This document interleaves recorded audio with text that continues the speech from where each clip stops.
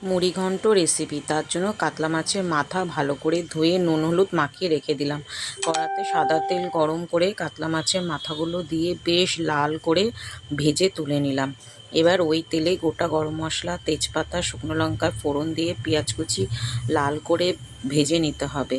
এবার একসঙ্গে আদা, রসুন, কাঁচা লঙ্কা বাটা মশলাটা দিয়ে জিরে গুঁড়ো, ধনে গুঁড়ো, লাল লঙ্কার গুঁড়ো, হলুদ গুঁড়ো দিয়ে বেশ ভালো করে কষিয়ে নিতে হবে তেল ছেড়ে আসা পর্যন্ত। কষানো হয়ে গেলে আগে থেকে গোবিন্দভোগ চাল ভালো করে ধুয়ে জল ঝরিয়ে শুকনো করে নিয়েছি।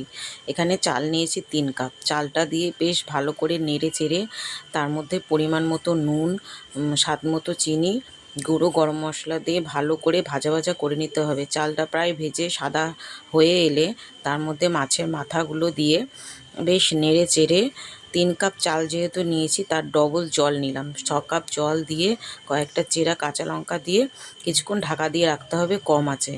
এবার ঢাকনা খুলে আবারও বেশ ভালো করে মিশিয়ে দিয়ে আবারও কিছুক্ষণ ঢাকা দিয়ে দিতে হবে। কিছুক্ষণ পর ঢাকনা খুলে আবারও ভালো করে মিশিয়ে দিয়ে এবার এর মধ্যে প্রয়োজন মতো ঘি দিতে হবে। আমি 3 চামচ ঘি দিয়েছি। প্রয়োজন মতো ঘি দিয়ে আবারও ভালো করে মিশিয়ে নিয়ে প্রায় 10 মিনিট রেখে নামিয়ে নিলেই রেডি আমাদের কাতলা মাছের মাথার মুড়িঘণ্ট। দারুণ হয়েছিল খেতে।